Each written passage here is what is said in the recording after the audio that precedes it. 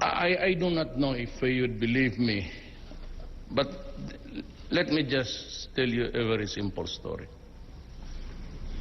Yung lahat-lahat dito ng dynamic sa Mindanao, every kind of proposal noon pa, hatiin or bagbuwagin, and autonomous dito, autonomous doon. This has all been a product of decades na. So about mga 40 since college ulog pa kami ni Davos Mamao. And all these years, lahat dito nagsasuffer. We are suffering because there seems to be no cohesive action on the part of the Moro people and the central government. Ilang meetings na, several attempts from yung SPCPD until, but instead of uniting, it was more of a divisive measures, one against the other Moro tribe or groupings. Hindi ko malaman kung saan talaga ako papunta. But I think the only acceptable arrangement as of today, this moment of our generation, and of the lives of the Moro people is federalism. Other than that, bakbakan to. And what started during the Spanish era, to the Americans who brutalized us, and a series of government until now, there has always been just the empty promise of to the Moro people of a comfortable life even. Huwag na yung naglalangoy sa kayamanan. Just a simple life na yung anong kanya, anong yung lupa niya, magiging kanya, at ano yung pawis niya, maibigay niya sa pamilya. Amo sa totoo lang, ang pinaka-structure na acceptable aside from the extremists is really federal setup. Nung nauwi ako kagabi at kaninang umaga, dalawang leading members of Congress, kamaya ko na lang sabihin, to sinabi ko na sa kanila, tumawag. Sabi nila, Rod, okay pa. Okay ma, sabi ko. Anong problema? What about itong development na terrorism? Kuno, look guys, yung terrorism hindi nag-umpisa dito. It was started a very long time ago. Not by the people of Mindanao, but by the colonialists. They started the killing. They started the plunder of the land. And they lived off fat of Mindanao. Magandang buhay nila. So it is just a reaction of a person who has been deprived of the most precious thing of all of his possessions, and that is the land. So, what's actually sinasabi ng Muslim rebellion or a Moro rampage there is actually the Moro nationalism, to put it correctly in the proper perspective. The anger fed in the minds of the Moro is actually yung nationalism niya sa lupa niya. Just as you would call everybody here a Filipino nationalist who sticks to the interest of his own country. Well, hindi naman trabaho ni Hataman niya magpadala ng bomba niyan. O wala mga si Mang Duterte ito pakialam dyan sa terrorism. Those were the words that came to my mind because they're the familiar names that crops up every day. Alam mo, sabi ko sa kanila, you have to do more than just pay lip service. You have to start the ball rolling. The Moro people will not wait for another term of a president. At ayaw ko naman magyawang, sa totoo lang, na kung wala ako, mahirapan. Ang sinasabi ko lang tuloy, baka hindi na ma-realize ng Moro people. I'm not saying that. I am not an indispensable factor in this island. But what I'm saying, the most, maybe not really golden, but the most appropriate opportunity at this time of our generation, tayong buhay ngayon, will be now. Kasi ako, interesado talaga ako, sans the influence of other people. Nobody is a delegation from another country insisting us that ito, ganito, gawain mo, ito, mayor, ganito. I don't listen to them. I just got my gut feel. Hindi ka kaya mo, United Nations pupunta dito. Who are they really to even suggest to us? This is our land. So we fix it. And what is the most appropriate na hindi talaga magkaroon ng full-blown revolution? Because hindi ko talaga mabasa sa kanila eh. Kaya sabi nila, Rod, ayusin mo yan. Kasi how are we supposed to craft a new law? Or even to suggest that there will be a plebiscite after we shall have begun to implement a federal system. Matatalo yan sa plebisito. So back to square one tayo. So the only way really is to convince the richest Moro here in this hall and the poorest Sama and dyan sa Quezon Boulevard, is that we have to, art is the life of accommodation and compromise. Hindi mo natin itong kasalanan. Ang problema, ito ang binigay sa atin ng mga dumayo dito. Kaya tagka and even yung Ilocano, hindi mo maintindihan. Naintindihan ng Bisaya, pero yung Panggalatok, hindi rin niya naintindihan Ilonggo. Ay yung Maranao, hanggang dyan ka lang, Maguindanao, pero ilagay mo yan doon sa yung magsalita na mas mabilis. Slow motion itong Tausog. Yung Maranao kung magsalita, pareho ng Panggalatok. Para tayo magkaintindihan niya. Hindi nga tayo nakakaintindihan sa salita natin. But since we are here already, nandito na tayo sa generation natin, we'll just have to fix it even for about 20 to 30 years. Then, by the grace of our law, you might find a good solution for this land. But right now, we have to act.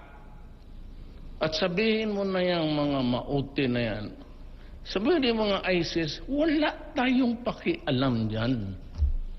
The ISIS came about because the Americans invaded Iraq on an excuse that there were weapons of mass destruction.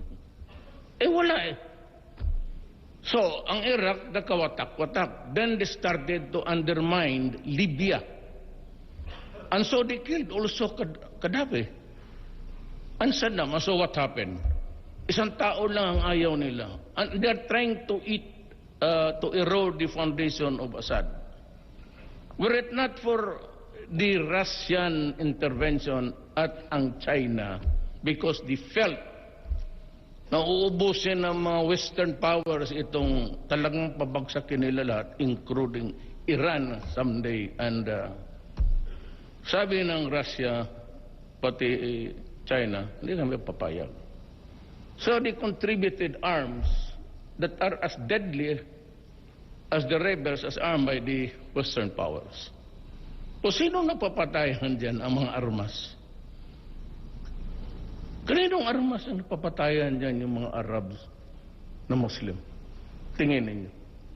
Makita niyo CNN. I know that you tune into CNN, BBC. Kaninong armas ginagamit para magpatayan sila? And what about the excuse of killing your own countrymen, babies and all? Paputukan mo ng kanyon.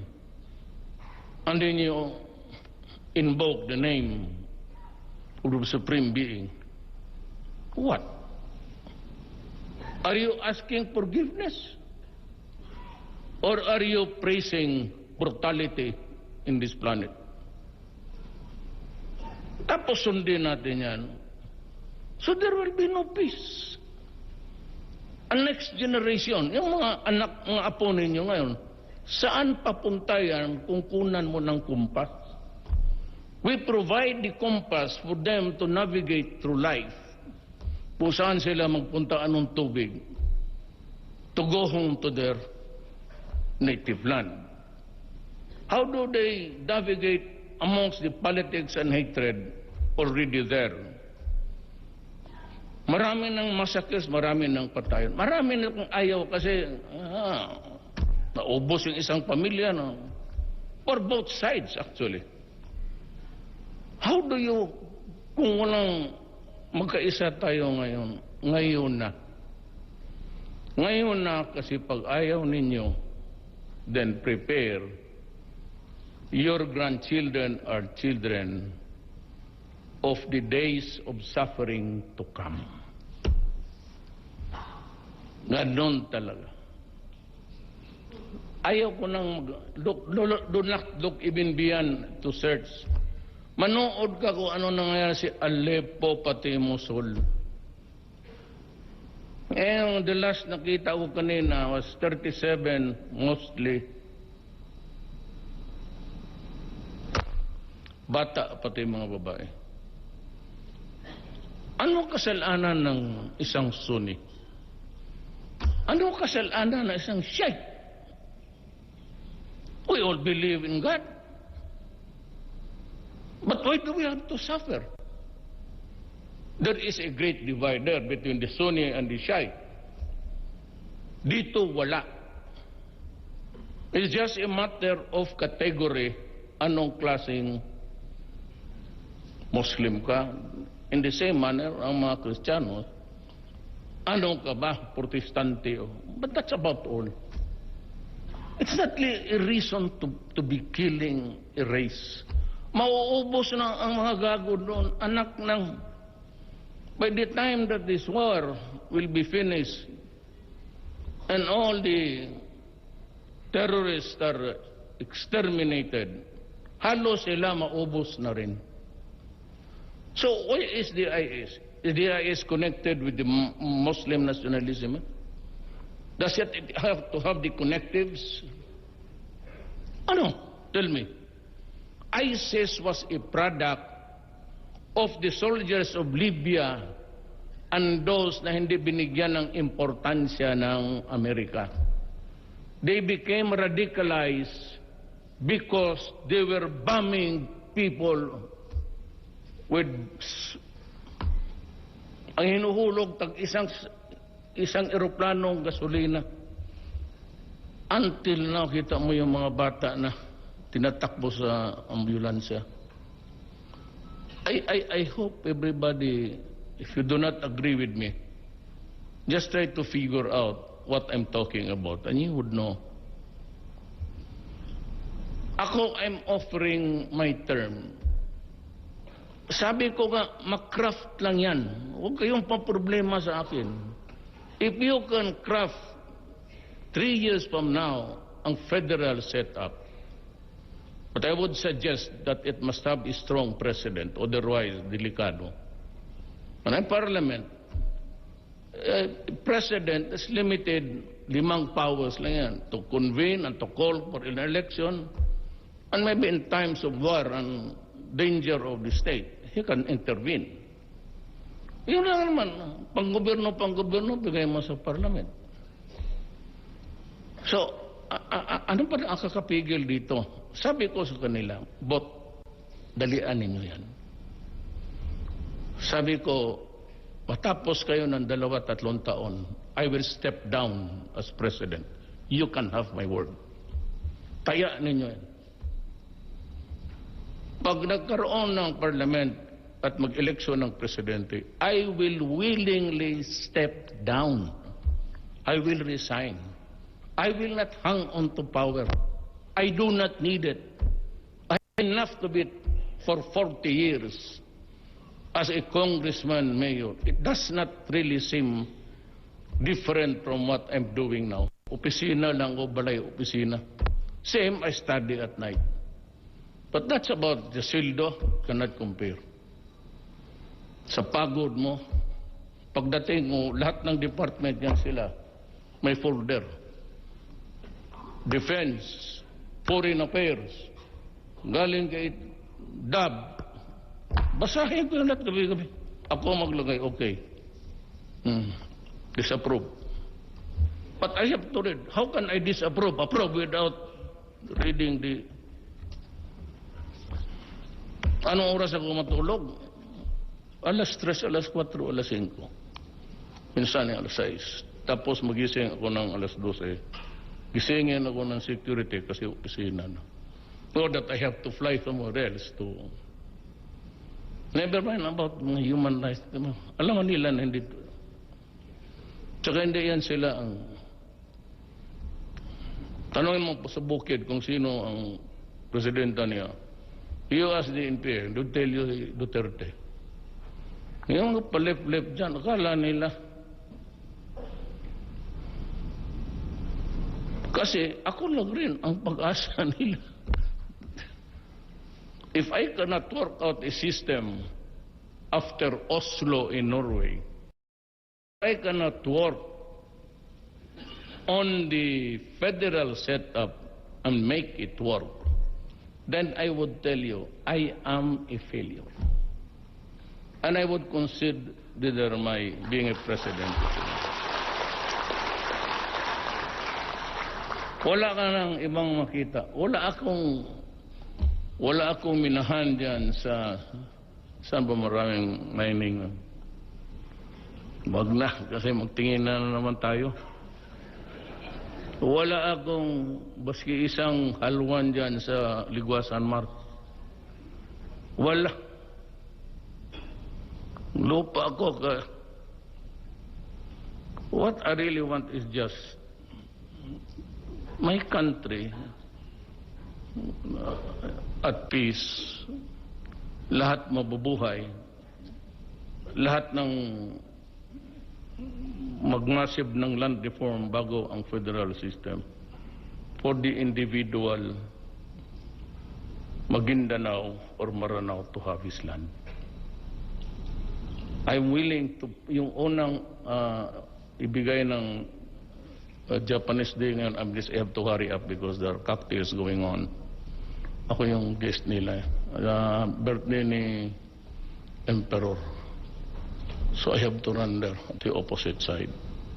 Yung aid nila, unahin ko talaga. Ako mismo magpunta. Doon sa Maote, 5 kambing, huminto ka na. Mamatay ka. Tension ilan, 50 lang kayo tapos maglaban kayo ng armed forces. Kalukuhan. Pumunta ka na lang doon sa Middle East. Pamili ka ng anong aeroplano, Emirates. Okay, bigyan kita ticket. Hindi doon. Di wala, ano mong gawin mo dito? Disturbuhin mo isang community? Then what? After that? How about yung namatay? They are into believing something which is not really true. Kasi yung kausa nila hindi nga atin eh. Wala naman I do not allow oppression in this country. And I will never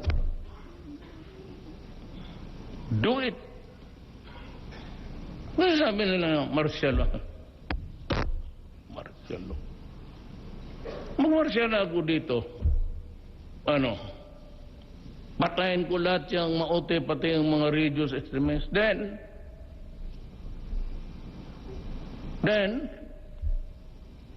bakit? Yung bang nasa utak niya, maipasa niya sa anak niya? Hindi, kanya yun eh. So, but what this guy would remember is ang tatay niya pinatay. Martial law for what? Killing people? I would rather empower every mayor. Wag lang ninyo gamitin Seba, because there's mga sundalo to, police, and they would never accede to any illegal order. Ang utusan mo mag-escort ng droga, sabihin ko, sir, utusan mo ka, barilin mo. Ikaw mismo magbaril ng amo mo. Ba't kung sabihin mo, punta ka doon sa brigade, and you tell your story, why your community is not safe anymore, then I will give you the blanket authority. Go ahead. What is your order? Pero kung magaling pa sa akin, mag-martial law, kalukuhan niya. Nag-martial law mo tayo, no? Ano nangyari? Gumaling ba ang buhay natin hanggang ngayon? Wala. Kaya itong mga taga Maynila, akala nila siguro, hinihintay nila ngayon, na magagalit ako, na martial law dito, martial law doon. Barilan dito, barilan doon. Pag alis ko, dumami ang patay lalo. So you build a nation over the dead bones of the Moro and the Christians. Wala namang kasalanan to. Tatay ko pumunta dito. Hindi man niya alam yung istorya na yan. Abogado yan. So, I am appealing really for you to, maski yung mga leader, dali kayo, dali. Ito yung target nila, natin. Ito yung gusto natin. Ito yun ang gusto rin ni Duterte. Sundan lang natin siya. Wala naman na itong inutos na saktan mo ang kapwa-tao mo o nakawan mo yung ibang tao. Ito naman papunta para naman sakaling pagdating effective for perfect setting. Maybe I'll just campaign for it. For its approval among the Visayan. Acceptable because of the... Hindi ka naman talaga ako pure Cebuano. Then I will campaign for it. And after, if this passes, pagkaroon ng election, I'll be the first to. Hindi ako tatakbo. Mamili na kayo ng Maranao. Ayaw si Brabso gusto, ng presidente. Bahala kayo dyan. Ako, mag-retire na ako. Kasi I have done my share of nation building. Ito na lang inaalalayan ko. Just to avoid extremism because it is not our idea. Kung nanggaling dito yan, the cause originated from here and it is original to us, I will be the first to call upon the Moro people to a total rebellion. Huwag tayong pumawag ng ganito. Sige. Whatever may... How long it may take, whatever are the costs. Kasi hindi ito talaga para sa atin. Ako, I'm ready to open up again. Hulo. I'll convince the BIR Congress to open Hulo for the resumption of trade.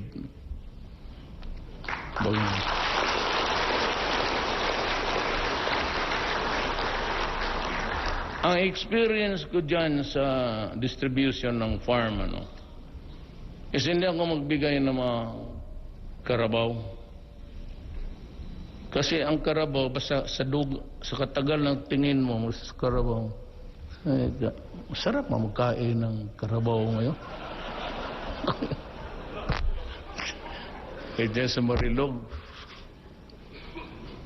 pagsabihin, sige lang, bahugi lang yan, sige pakainin mo kay malapit na ang pista. Bigyan ko lahat dito traktor.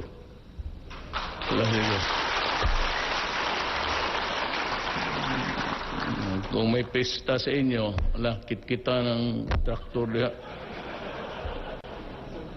Hindi lang ito sabihin mo sa inyo, lahat ito, lalo na ang mga Kristiyano, mahilig man sa pista. May pista ni may pista ni Santo Josefo, Santo Fernando, Santo Rodrigo. Ay, nako. So, ang aking is yung milk cow, yung kayong mga taga-Davao, I bought so many cattle. Dinistribute ko. Karabaw, ganoon din. Yawon eh. Yung namang baka is many of the children, pag kinuha ko binili ko yung gatas. So I had it distributed in the public schools. And if any child would want to drink milk, problem is, pag inom ng nagtatae because of lactose intolerance. Hindi nasanay sa... So the nearest to a mother's milk, a human being's milk, is yung goat. So yun ang Plus yung my experience nga dito sa aking lugar dyan sa Carmen, dyan ako nag-hunting. May maliit na bahay ako dyan sa Midsayap, Carmen, boundary. Ang sheep, yung may mga wool na brown na imported, hindi talaga mamatay, baski latiguhon mo kalima po buhi. Pero ang kanding, patay. So you cannot buy those imported ones. They cannot survive the environment because wala sa kanilang DNA ang the kit for survival. Wala sa genetics nila. But ganon siguro ko, if I'm going to give you a tractor, I must see to it that I must give you a land first.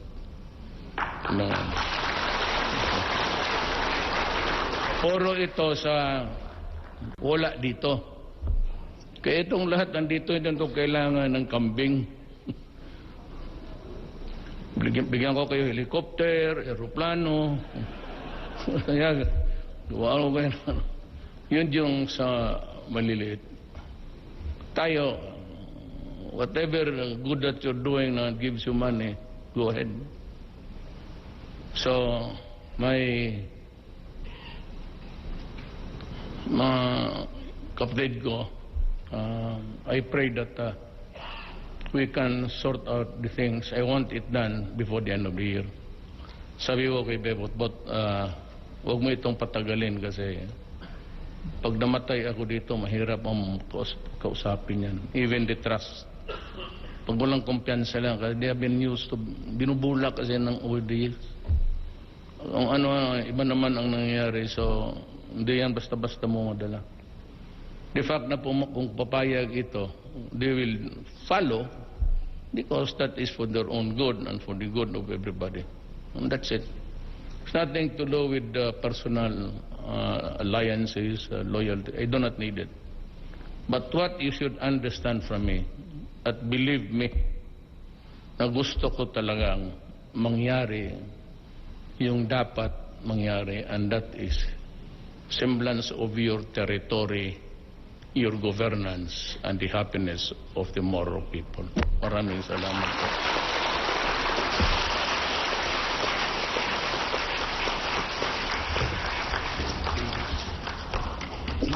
Thank you very much, Mr. President.